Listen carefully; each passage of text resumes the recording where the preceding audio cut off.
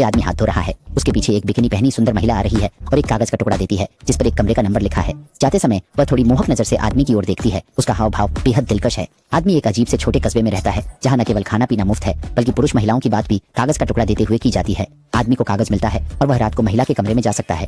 अगर आपको रहने के लिए कहा जाए तो क्या आप तैयार होंगे? मुझे नहीं पता कि आप लोग क्या सोचते हैं, पर मैं तो इसी कल्पना करके ही खुश हूँ। खैर, इस विषय पर चर्चा करने के लिए हम इसे टिप्पणी अनुभाग में छोड़ देते हैं। अब चलिए फिल्म पर वापस आते हैं। इस आदमी का नाम कांगशान है। वह एक संघर्षशील शहर का युवा है। इस दिन उस पर कर्ज देने वालों ने हमला किया जिससे उसका चेहरा सूजा हुआ था। तभी एक पीले कपड़े पहनने वाला व्यक्ति अचानक प्रकट हुआ जिसने कांगशान को कर्जदारों से बचाया और उसे एक अजीब छोटे शहर में ले गया जहाँ कई सुंदर लोग रहते थे। खाने पीने की चिंता से मुक्त है, बल्कि हर एक के पास अपना अलग कमरा भी है। ये तो बेमिसाल खुशी है।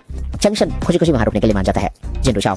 शहर के सामने कार्यकर्ता ने कांसान की गर्दन के पीछे एक चिप लगाई। कांसान को अपने कमरे में छोटे शहर की एक मार्गदर्शिका पुस्तक मिली जिसमें साफ तौर पर बताया गया था कि कोई भी निवासी बिना कर्मचारियों के मार्गदर्शन के बाड़ा पार कर बाहर नहीं जा सकता और छोटे शहर में पूरी आजादी की चैनल है। इसके बाद कांसान बाहर घूमने निकला और एक स्विमिंग पूल तक पहुंचा। कपड़े बदलते ही एक खूबसूरत महिला ने बातचीत शुरू की और एक कमरे का नंबर लिखा हुआ कागज आगे बढ़ाया। फिर शर्माते हुए वहां से चली गई। नए आए हुए चंगशान को इसका मतलब नहीं पता था। पुल के किनारे वह एक खूबसूरत लड़की शाओलू से मिला। सामने वाली ने चंगशान को आकर्षक पाया और खुद ही बातचीत शुरू की। जब शाओलू को पता चला कि चंगशान नया है तो उसने उसकी कुछ समस्याओं का समाधान किया। तब चंगशान ने जाना कि उसके हाथ में कागज का टुकड़ा का क्या मतलब है। ये उसे रात को कमरे में आने का निमंत्रण था। चिंगफू अचानक आई। चंगशान कुछ संभल नहीं पाया लेकिन वो फिर भी समय पर मिलने गया।